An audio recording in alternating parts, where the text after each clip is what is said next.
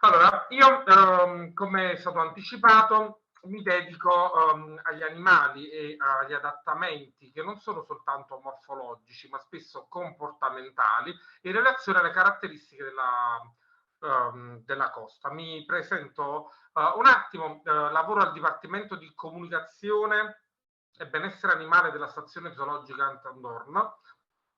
Sono un inanellatore dell'Istituto Superiore per la Protezione e la Ricerca Ambientale.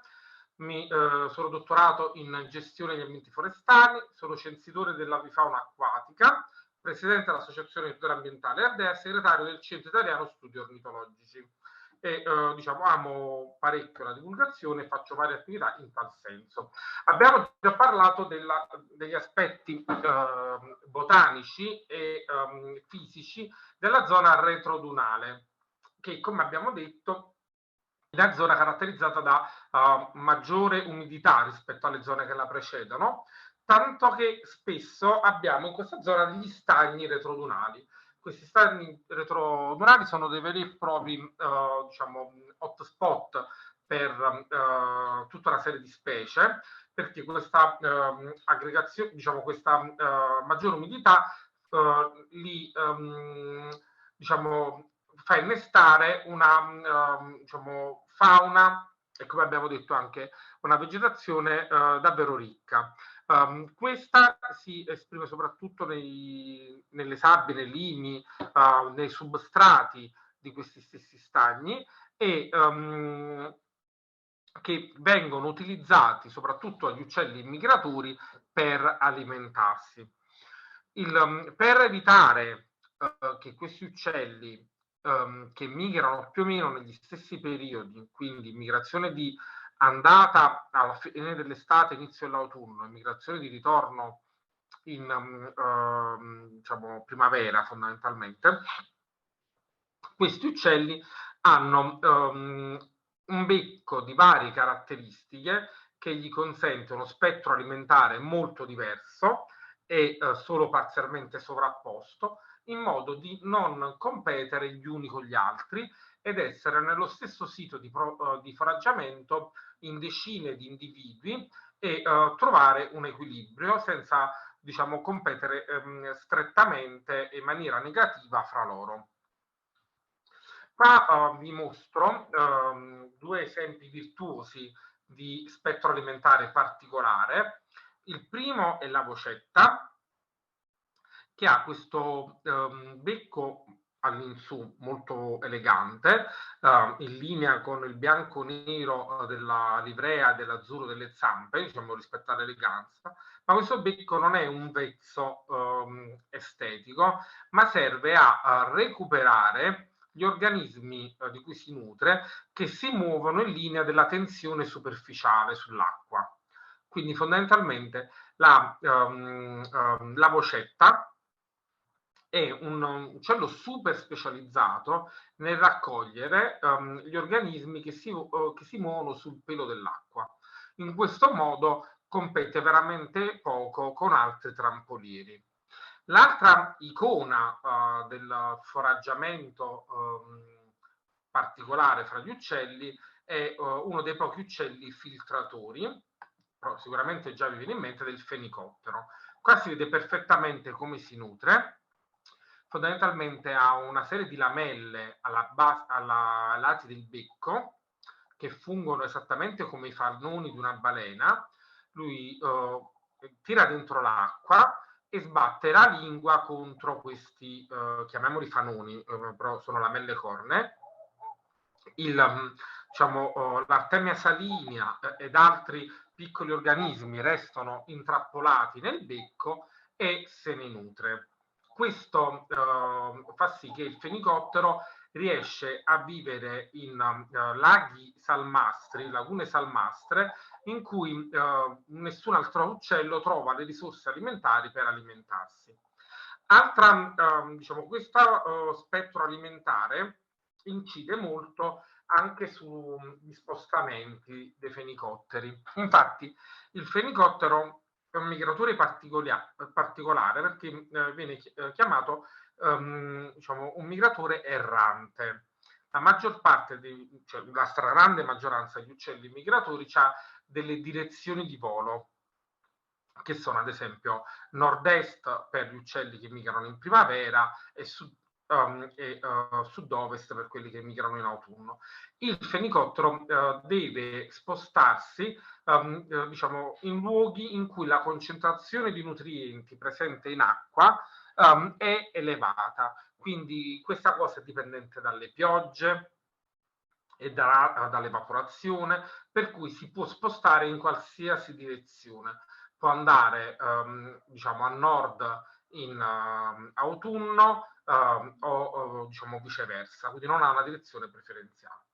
Questi che vedete in questa foto sono fenicotteri ad un sito di nidificazione, una colonia, e il fenicottero ha dato vita a una leggenda. Vi racconto questa cosa, benché non sia legata all'evoluzione, perché ho visto che tra chi ci sta ascoltando ci sono molte guide GAE, quindi ho pensato che ci possono essere degli elementi che è molto utile sapere in caso di visita guidata, che sono diciamo gli aspetti che più possono interessare chi accompagnerete, quindi il turista, il visitatore, perché il fenicottero ha dato vita alla leggenda della fenice, fondamentalmente un essere, una creatura che vive in luoghi in cui non c'è nulla da mangiare e che risorge dalle proprie ceneri. Le ceneri sono proprio il nido del fenicottero, che ha questa forma di diciamo, cumulo.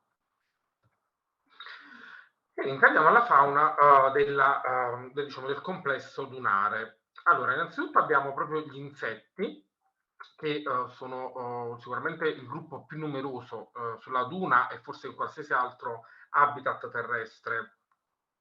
E quelli della duna sono caratterizzati prevalentemente da un apparato boccale masticatore.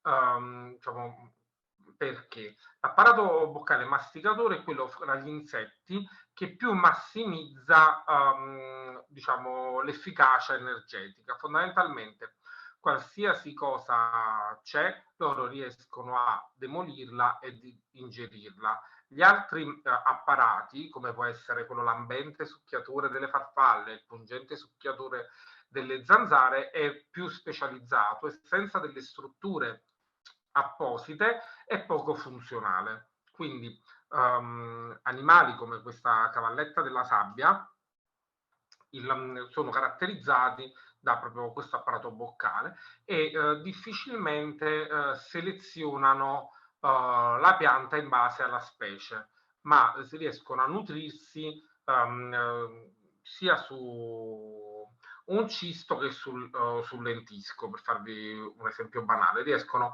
a demolire le foglie di qualsiasi specie appartenga alla pianta, al contrario di quello che fanno ad esempio molti bruchi di farfalle, che invece sono specializzate alle piante nutrici, che sono specie specifiche. Questo per ottimizzare le scarse risorse presenti in questi ambienti così estremi ed ostili. Un altro aspetto interessante è che non necessariamente gli animali devono vivere H24 sulla duna per poterne fare parte. Mi spiego meglio.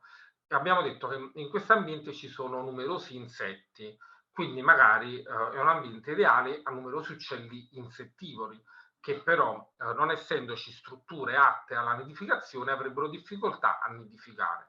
Per cui possiamo avere che la spiaggia è un ottimo ambiente di foraggiamento per specie che vivono qualche centinaio di metri più in là. Qua ho fatto l'esempio di un occhiocotto femmina che dai cespugli più prossimi può spingersi alla vegetazione rada della duna per alimentarsi degli insetti e come lui altri uccelli.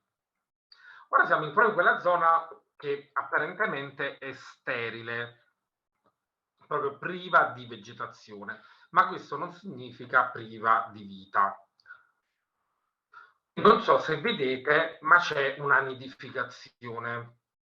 Credo si veda molto difficilmente, forse adesso si intravede, si vede un uovo. È una nidificazione di fratino. Fondamentalmente il fratino non fa un vero e proprio nido, ma depone le uova sulla sabbia, a volte le circonda con alcune conchiglie o rametti, ma più delle volte per amplificarne il mimetismo, e si limita a covarle. Tenete presente che una femmina in cova è quasi mimetica quanto le uova, quindi diciamo il mimetismo è l'elemento cardine di questa specie. In questo caso questa fascia così apparentemente povera di vita è proprio fondamentale per la biologia riproduttiva di due specie, soprattutto il fratino, ma anche il corriere piccolo, due specie di uccelli. E quali sono le caratteristiche che hanno queste specie? In primis la grande resistenza all'escursione termica, che potete immaginare, ma anche proprio la capacità di fare delle covate sostitutive. Fondamentalmente le uova hanno dei tempi di schiusa molto brevi, ma l'aspetto importante è che se le uova vengono distrutte, rapidamente la femmina ne depone altre. E quindi diciamo, la nidiata è persa, però c'è subito dopo una seconda chance.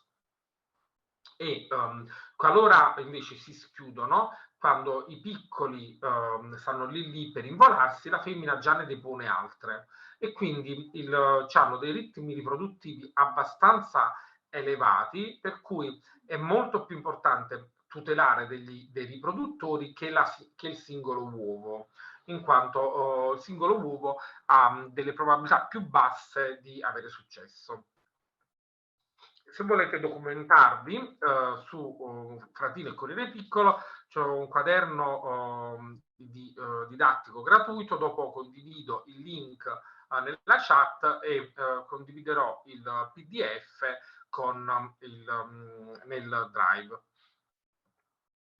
Poi ci sono altre tracce di cui vi parleremo in seguito, le ho soltanto inserite perché appunto questa zona non è importante solo per Fratino e Corriere diciamo piccolo, ma anche per questo trattorino che sale in spiaggia per deporre le uova. In questo caso il nido è ancora più invisibile di quello del Fratino e del Corriere Piccolo, perché si trova sotto la sabbia, ed è quello di Caretta Caretta, che dopo diciamo un bel po' di giorni, e quando è fortunata qualcuno che se ne prende cura, diciamo, i piccoli schiudono e vanno verso il mare. Ma questa è un'altra storia di cui parleranno altre persone.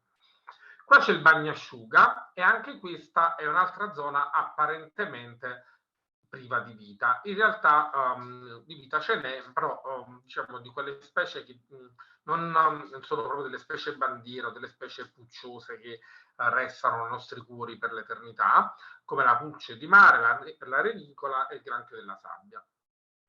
Queste specie, insieme a numerosi molluschi che caratterizzano questa zona, sono un alimento fondamentale per un altro uccello. Essendo io ornitologo, vi potevate aspettare che era incentrata sugli uccelli, che è il piovanello tridattilo. Guardate qui cosa fa. Se lo mostra con piacere.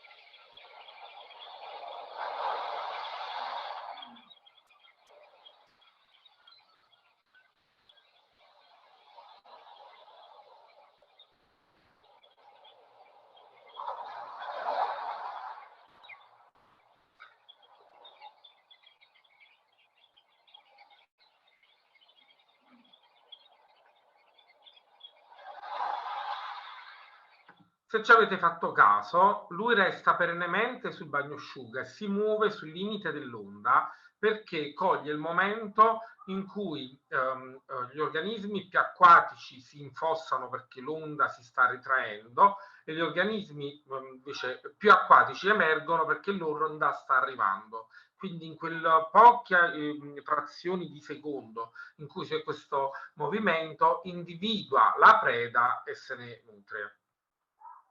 Se volete, diciamo, partecipate alla realizzazione di un documentario intero su questo aspetto, che posso condividere con voi, diciamo, è un documentario gratuito, lo trovate su YouTube.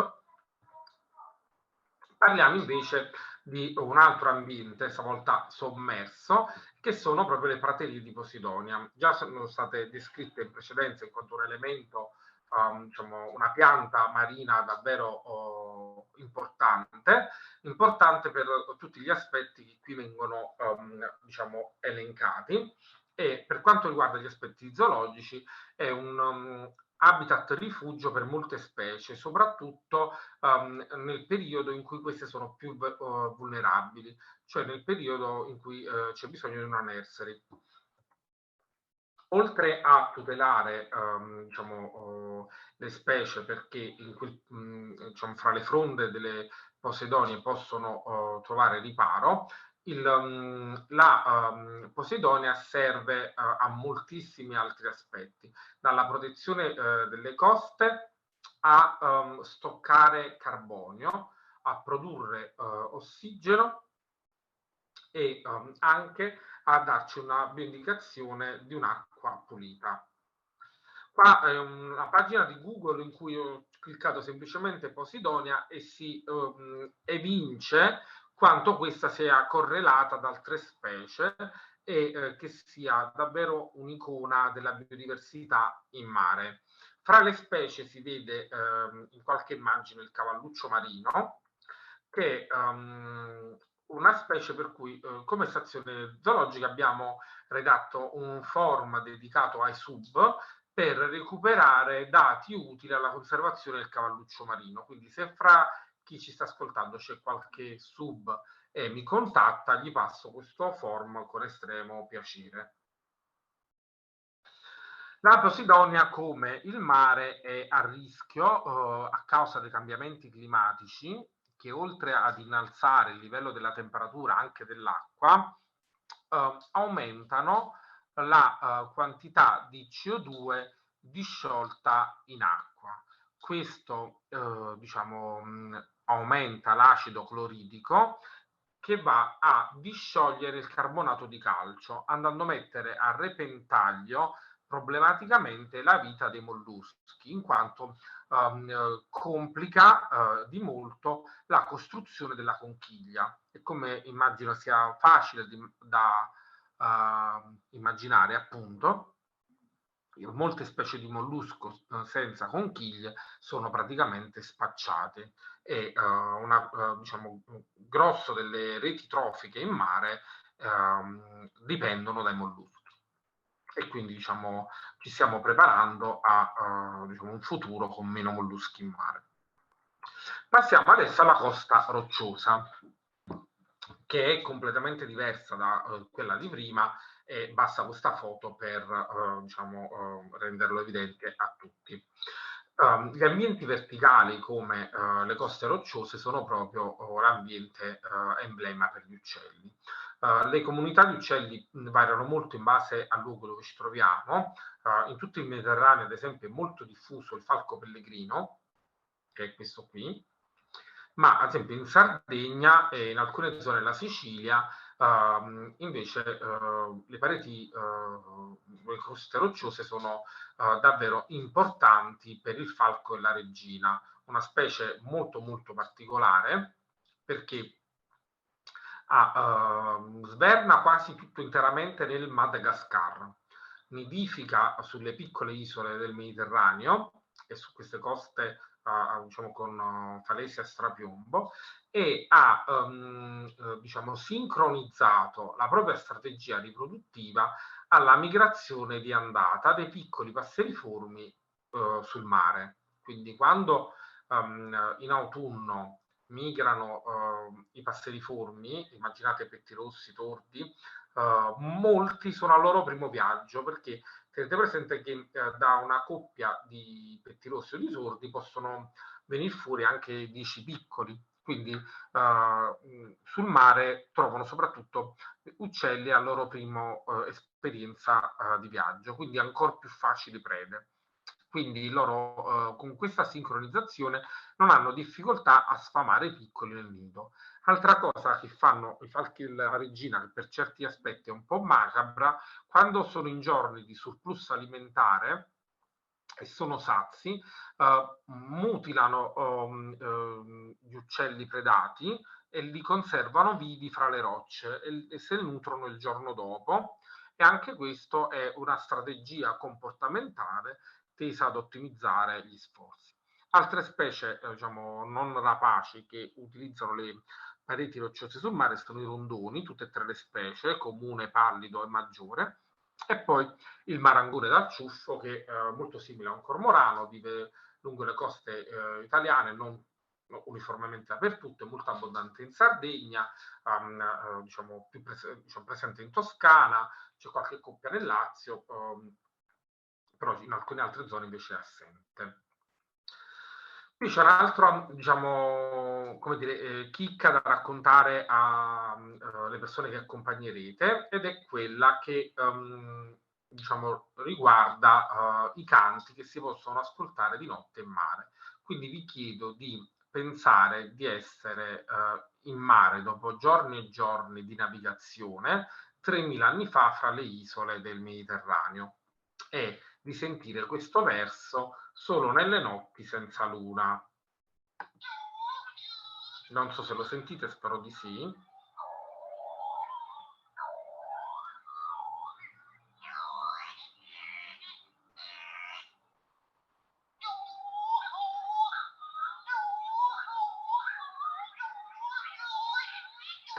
Somiglia al pianto di un bambino. Questo verso incuriosiva molto i naviganti che cercavano di avvicinarsi ed erano le berte in nidificazione che vocalizzavano tra di loro diciamo, per comunicare col partner.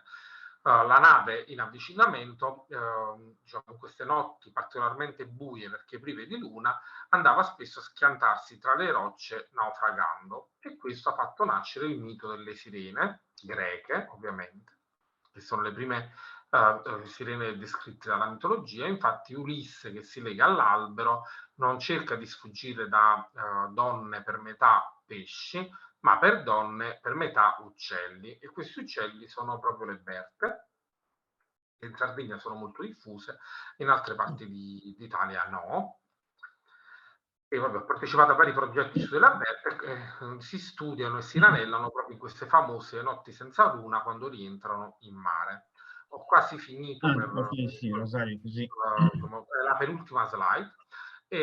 Questo è il gabbiano corso, ed un'altra specie che nidifica o sulle isole deserte o in pareti rocciose diciamo, irraggiungibili, quindi l'ambiente di Falesia è importante anche per lui, ed è una specie praticamente endemica del Mediterraneo.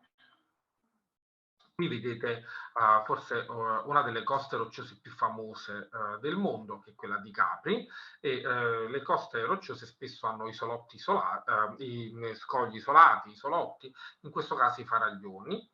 E i faraglioni spesso sono, diciamo, dei punti di speciazione di nuove specie o di sottospecie, spesso per le lucertole. Questo è l'esempio della lucertola azzurra dei faraglioni di Capri, che come vedete è particolarmente azzurra, ed è azzurra perché essendo i faraglioni così piccoli è importante selezionare, per le femmine, selezionare il maschio col territorio più grande, che è il maschio più aggressivo, e il gene dell'aggressività nelle lucertole codifica il colore blu, quindi più il maschio è blu più aggressivo, quindi le femmine vanno a selezionare positivamente i maschi blu. Ho detto varie cose, fra le specie che nidificano a terra e quelle che non entrano sulla terraferma quando c'è luce e addirittura vengono influenzate dalla luna, potete immaginare quanto questi ambienti siano sensibili, per cui i 40.000 piedi danzanti di un Jova Beach Party possono completamente devastare una spiaggia per tutte le sue componenti, soprattutto le uova del fratino e quelle degli ornitologi, e una discoteca con i fari sul mare può scongiurare ed evitare purtroppo la nidificazione delle berte, che è particolarmente rara. Con questo vi ringrazio per l'attenzione e vi auguro un buon proseguo.